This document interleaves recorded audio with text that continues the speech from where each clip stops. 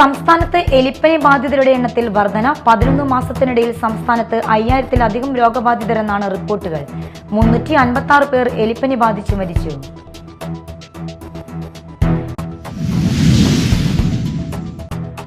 രാഹുൽ മാങ്കൂട്ടത്തിനെതിരെയുള്ള കേസിൽ ഇപ്പോൾ നടക്കുന്നത് മുൻകൂട്ടി തയ്യാറാക്കിയ തിരക്കഥ പ്രകാരമുള്ള കാര്യങ്ങളാണെന്ന് ബിജെപി സംസ്ഥാന അധ്യക്ഷൻ രാജീവ് ചന്ദ്രശേഖർ. തെരഞ്ഞെടുപ്പിൽ യഥാർത്ഥ പ്രശ്നങ്ങൾ ചർച്ചയാകുന്നില്ല.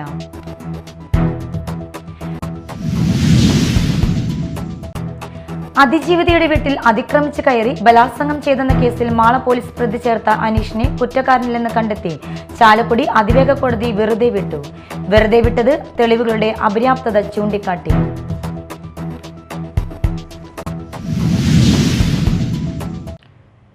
നമസ്കാരം, ന്യൂസ് റൗണ്ടപ്പിലേക്ക് സ്വാഗതം. വിശദമായ വാർത്തകൾ നോക്കാം. സംസ്ഥാനത്ത് എലിപ്പനി ബാധിതരുടെ എണ്ണത്തിൽ വർധന. 11 മാസത്തിനിടയിൽ സംസ്ഥാനത്ത് 5000-ത്തിലധികം രോഗബാധിതരെന്നാണ് റിപ്പോർട്ടുകൾ. 356 പേർ എലിപ്പനി ബാധിച്ചു മരിച്ചു. സർക്കാർ ആശുപത്രികളിലെ കണക്കുകളാണ് ഇത്. പ്രതിമാസം 32 പേർ എലിപ്പനി ബാധിച്ചു മരിക്കുന്നു. സംസ്ഥാനത്ത് എലിപ്പനി ബാധിതരുടെ എണ്ണത്തിൽ വർധന. 11 മാസത്തിനിടെ സംസ്ഥാനത്ത് 5000-ത്തിലധികം രോഗബാധിതർ.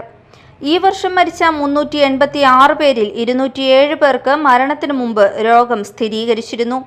149 പേരുടെ മരണം എലിപ്പനി ലക്ഷണങ്ങളോടെയുമാണ്.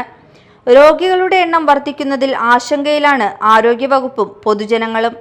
മണ്ണിൽ എലി, പൂച്ച, നായ, കന്നുകാലികൾ എന്നിവയുടെ മൂത്രത്തിലുണ്ടാകുന്ന ലെപ്റ്റോസ്പൈറോ ബാക്ടീരിയകളാണ് എലിപ്പനിക്ക് കാരണം.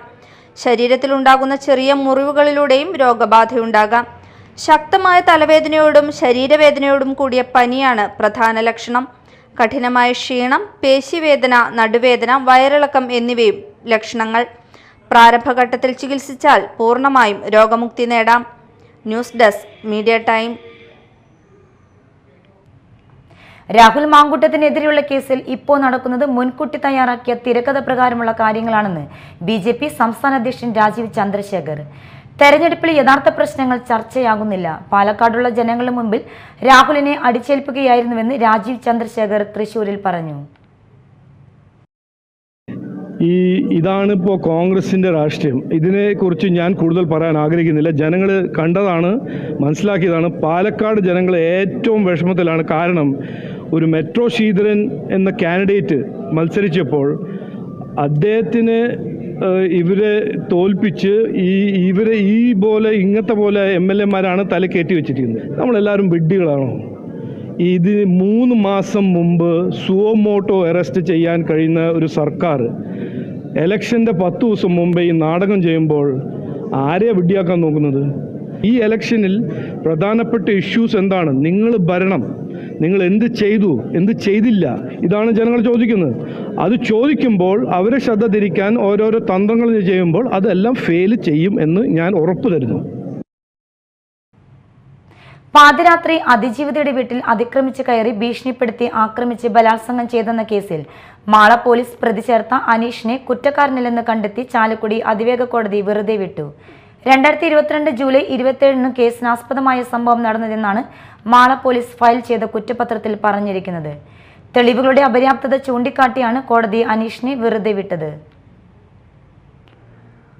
അതിജീവിതയുടെ വീട്ടിൽ അതിക്രമിച്ച് കയറി ഭീഷണിപ്പെടുത്തി ആക്രമിച്ച് ബലാത്സംഗം ചെയ്തെന്ന കേസിൽ പ്രതി ബൈക്കിൽ സ്ഥലത്തെത്തി കുറ്റം ചെയ്തതാണെന്നും CCTV ദൃശ്യങ്ങൾ ലഭ്യമാണെന്നുമായിരുന്നു അന്വേഷണ റിപ്പോർട്ട്. എന്നാൽ ഇത്തരം ദൃശ്യങ്ങൾ കോടതിയിൽ ഹാജരാക്കാൻ അന്വേഷണ സംഘത്തിന് കഴിഞ്ഞില്ല. അതിജീവിതയുടെ ശരീരത്തിൽ കണ്ടെത്തിയ മുറിവുകൾ ചതഞ്ഞ മുറിവുകളാണെന്നും മൂർച്ചയേറിയ കത്തിയാൽ ഇത്തരം പരിക്കുകൾ ഉണ്ടാകാൻ ഇടയില്ലെന്നും ഡോക്ടർമാർ മൊഴി നൽകി. അതേസമയം മുൻപരിചയമില്ലാത്ത പ്രതിയെ തിരിച്ചറിയുന്നതിനായി നിർബന്ധമായ ഐഡന്റിഫിക്കേഷൻ പരേഡ് പോലീസ് നടത്തിയിരുന്നില്ല.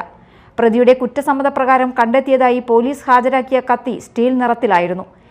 എന്നാൽ റിപ്പോർട്ടുകളിൽ പരാമർശിച്ചിരുന്നത് സിൽവർ വെളുത്ത നിറത്തിലുള്ള കത്തിയും സംഭവ സമയത്ത് മഴയുണ്ടായിരുന്നുവെന്നും പ്രതി ഗ്രേ നിറത്തിലുള്ള മഴക്കോട്ടും പാൻറ്റും ധരിച്ചിരുന്നതായും അന്വേഷണ റിപ്പോർട്ടിൽ ഉണ്ടായിരുന്നുവെങ്കിലും പോലീസ് ഹാജരാക്കിയ മഴക്കോട്ടും പാൻറ്റും കറുപ്പ് നിറത്തിലായിരുന്നു.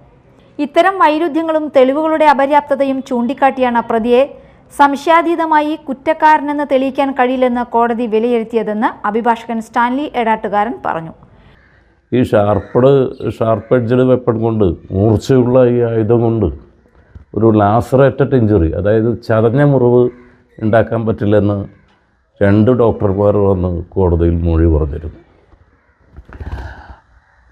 അതുപോലെ തന്നെ ഈ പ്രതി ഉപയോഗിച്ചെന്ന് പറയുന്ന ബൈക്ക്, അതിൻ്റെ യഥാർത്ഥ ഉടമ കൃത്യദിവസം ആരുടേതായിരുന്നുവെന്ന് തൃശ്ശൂർ RTO വന്ന് മൊഴി പറഞ്ഞെങ്കിലും ആ കൃത്യദിവസം ആരുടേതായിരുന്നു എന്ന് പറയാൻ സാധിക്കില്ല എന്നാണ് അദ്ദേഹം പറഞ്ഞത്. അങ്ങനെ പല കാരണങ്ങളെ കൊണ്ടും ഈ പ്രതി ഒരു സംശയത്തിൻ്റെ ആനുകൂല്യം, അതുപോലെ തന്നെ അന്വേഷണത്തിലെ പാളിച്ചകൾ, ഇതൊക്കെ പ്രതി നിരപരാധിയാണെന്നുള്ള നിഗമനത്തിൽ ബഹുമാനപ്പെട്ട കോടതി എത്തുകയായിരുന്നു. ഇത്തരം ഗൗരവമാർന്ന കേസുകളിൽ കുറച്ചുകൂടി വ്യക്തമായ അന്വേഷണം തന്നെയാണ് ആവശ്യം. ഒരു ഐഡൻറ്റിഫിക്കേഷൻ മുൻകൂർ പരിചയമില്ല പ്രതിയെ ആദ്യമായിട്ട് അന്ന് രാത്രിയിൽ കണ്ടു എന്നാണ് എൻ്റെ ജീവിതം പറഞ്ഞത്. അങ്ങനെയുള്ള കേസുകളിൽ ഒരു ഐഡൻറ്റിഫിക്കേഷൻ പരേഡ് ഒക്കെ ആവശ്യമാണ്. മാള SHO സജിൻ ശശിയാണ് കേസ് അന്വേഷിച്ചത്. പ്രതിക്ക് വേണ്ടി അഭിഭാഷകരായ സ്റ്റാൻലി എടാട്ടുകാരനൊപ്പം ML Varghese, P Prashanth, Xavier Rejo, Deepa Babyraj, Anjitha Rejo എന്നിവർ ഹാജരായി. Media time, Mala. വരന്തരപ്പള്ളിയിലെ അർച്ചനയുടെ മരണവുമായി ബന്ധപ്പെട്ട് അമ്മായിയമ്മയും അറസ്റ്റിൽ. നേരത്തെ അർച്ചനയുടെ അച്ഛന്റെ പരാതിയിൽ ഭർത്താവ് ഷാരോണിനെ പോലീസ് അറസ്റ്റ് ചെയ്തിരുന്നു. ഇതിന് പിന്നാലെയാണ് ഷാരോണിന്റെ അമ്മ മക്കോത്ത് വീട്ടിൽ രജനിയെയും പോലീസ് കസ്റ്റഡിയിലെടുത്തത്. സ്ത്രീധന പീഡന വകുപ്പുകൾ ചുമത്തിയാണ് ഷാരോണിന്റെ അമ്മ മക്കോത്ത് വീട്ടിൽ രജനിയുടെ അറസ്റ്റ് രേഖപ്പെടുത്തിയിരിക്കുന്നത്. കോടതിയിൽ ഹാജരാക്കിയ പ്രതിയെ റിമാൻഡ് ചെയ്തു. ഭർത്തൃപീഡനത്തിൽ മനം നൊന്താണ് അർച്ചന ആത്മഹത്യ ചെയ്തതെന്നായിരുന്നു കുടുംബത്തിന്റെ ആരോപണം. അതേസമയം അർച്ചനയുടെ മരണം ആത്മഹത്യയെന്നാണ് പ്രാഥമിക നിഗമനം. അർച്ചനയുടെ മരണം കൊലപാതകമെന്ന് കരുതാനുള്ള തെളിവുകൾ പോസ്റ്റ്മോർട്ടം പരിശോധനയുടെ പ്രാഥമിക കണ്ടെത്തലിൽ ഇല്ല. മരണസമയത്ത് വീട്ടിൽ ഭർത്താവ് ഷാരോൺ ഉണ്ടായിരുന്നില്ലെന്നാണ് പോലീസ് കണ്ടെത്തൽ. അങ്കണവാടിയിൽ പോയ സഹോദരിയുടെ കുട്ടിയെ വിളിക്കാൻ അമ്മ പോയ സമയത്തായിരുന്നു അർച്ചന തീ കൊളുത്തിയത്. ആത്മഹത്യ ഭർത്തൃവീട്ടിലെ പീഡനം മൂലമാണെന്നും ശാരീരികമായും മാനസികമായും ഭർത്താവ് ഷാരോൺ അർച്ചനയെ ഉപദ്രവിച്ചിരുന്നുവെന്നും പോലീസ് വ്യക്തമാക്കുന്നു. മനക്കലക്കടവ് വെളിയത്തുപറമ്പിൽ ഹരിദാസിന്റെയും ജിഷയുടെയും മകളാണ് മരിച്ച അർച്ചന. 20 വയസ്സായിരുന്നു. ബുധനാഴ്ച വൈകിട്ട് 4 മണിയോടെ വീടിന് പുറകിലെ കോൺക്രീറ്റ് കാനയിലാണ് അർച്ചനയുടെ മൃതദേഹം കണ്ടെത്തിയത്. വീടിനുള്ളിൽ വെച്ച് തീ കൊളുത്തിയ ശേഷം പുറത്തേക്ക് ഓടിയതാകാമെന്നാണ് നിഗമനം. Media time, Puthukkad. ഇനി മറ്റു വാർത്തകൾ നോക്കാം ഒറ്റനോട്ടത്തിൽ.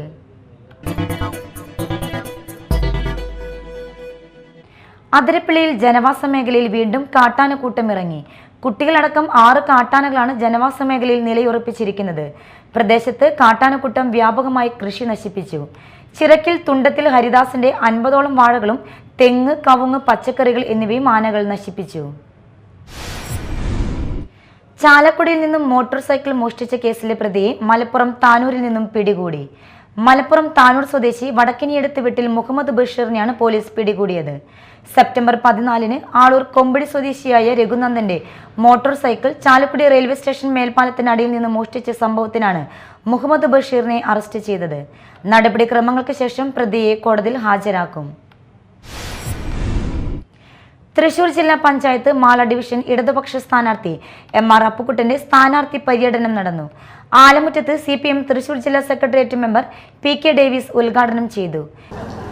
9-ാം തീയതി എറണാകുളം മുതൽ തെക്കോട്ടുള്ള 7 ജില്ലകളിലും 11-ാം തീയതി തൃശ്ശൂർ മുതൽ വടക്കോട്ടുള്ള 7 ജില്ലകളിലെ തദ്ദേശ സ്ഥാപനങ്ങളിലേക്കുമാണ് തെരഞ്ഞെടുപ്പ്. തെരഞ്ഞെടുപ്പ് കഴിഞ്ഞ് വോട്ടെടുപ്പ് കഴിഞ്ഞ് ഫലം പ്രഖ്യാപിക്കുന്നത് 13-ാം തീയതിയാണ്. 13-ാം തീയതി ഏകദേശം 11-11:30 ഫലപ്രഖ്യാപനം വരും.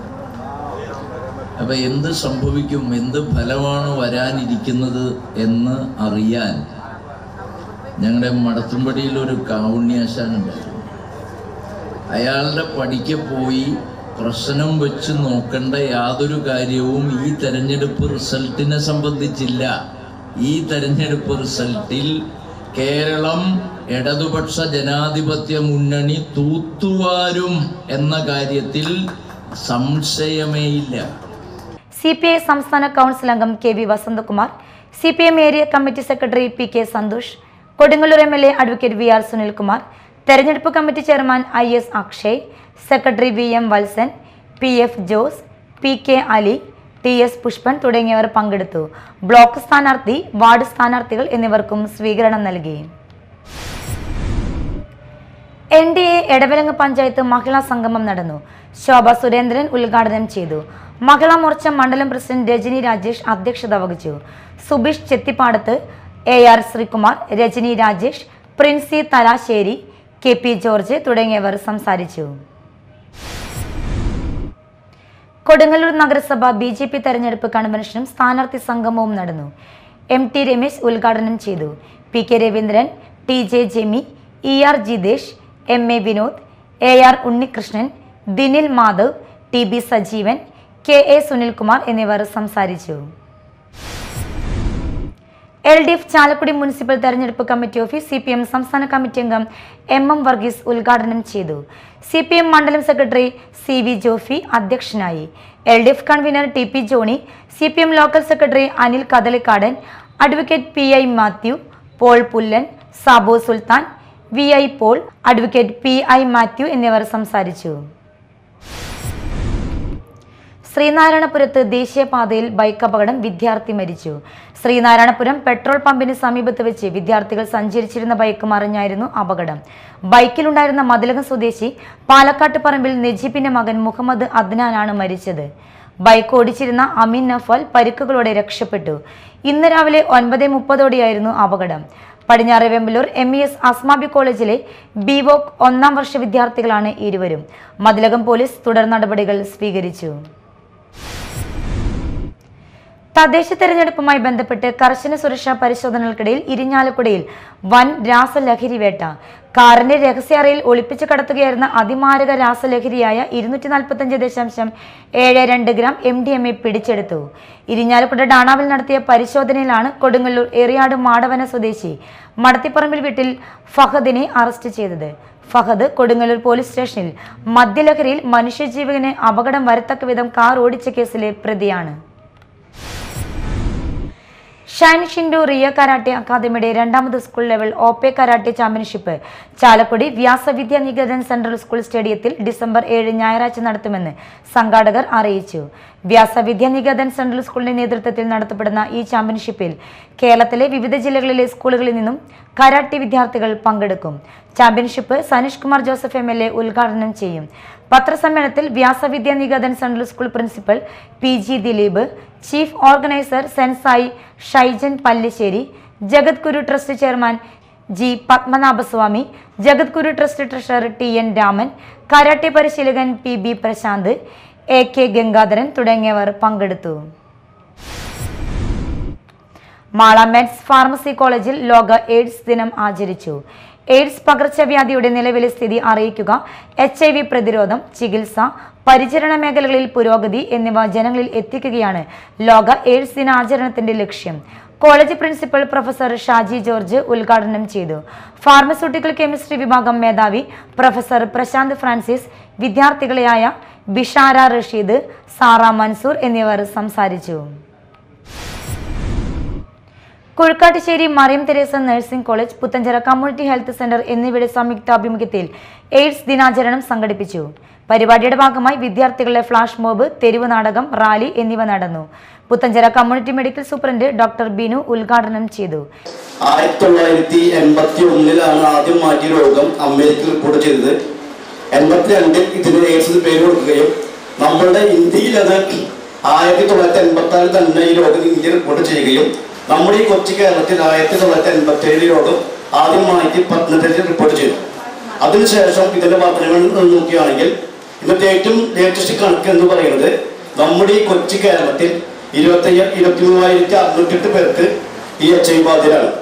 അതിൽ തന്നെ ഇതിലേറ്റവും ഇതിന്റെ ഭീകരത എന്ന് പറയുന്നത് നമ്മുടെ കൊച്ചുകുട്ടികളുടെ അപ്ലൈ ചെയ്തല്ലേ, ശരിക്കും അവരിലാണ് ഇതിന്റെ കാരണം അറിയേണ്ടത്. കാരണം ഈ റിപ്പോർട്ട് ചെയ്ത കേസുകളിൽ 15 വയസ്സ് നോക്കണ്ട, 15 വയസ്സ് മുതൽ 24 വയസ്സ് വരെയുള്ള ആൾക്കാർക്കാണ് ഏറ്റവും കൂടുതൽ രോഗം കാണപ്പെടുന്നത്.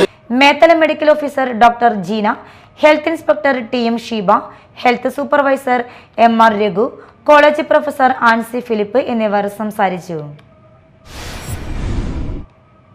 പ്രധാന വാർത്തകൾ ഒരിക്കൽ കൂടി. സംസ്ഥാനത്ത് എലിപ്പനി ബാധിതരുടെ എണ്ണത്തിൽ വർധന. 11 മാസത്തിനിടയിൽ സംസ്ഥാനത്ത് 5000-ത്തിലധികം രോഗബാധിതരെന്നാണ് റിപ്പോർട്ടുകൾ. 356 പേർ എലിപ്പനി ബാധിച്ചു മരിച്ചു.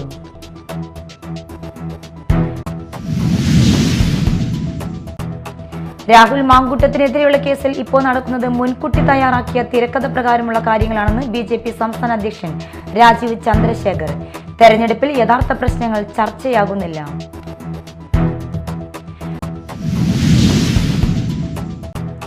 അതിജീവിതയുടെ വീട്ടിൽ അതിക്രമിച്ച് കയറി ബലാത്സംഗം ചെയ്തെന്ന കേസിൽ മാള പോലീസ് പ്രതി ചേർത്ത അനീഷിനെ കുറ്റക്കാരനില്ലെന്ന് കണ്ടെത്തി ചാലക്കുടി അതിവേഗ കോടതി വെറുതെ വിട്ടു.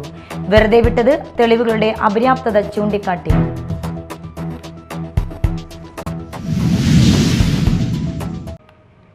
ഇതോടെ ന്യൂസ് റൗണ്ടപ്പ് സമാപിച്ചു. നമസ്കാരം.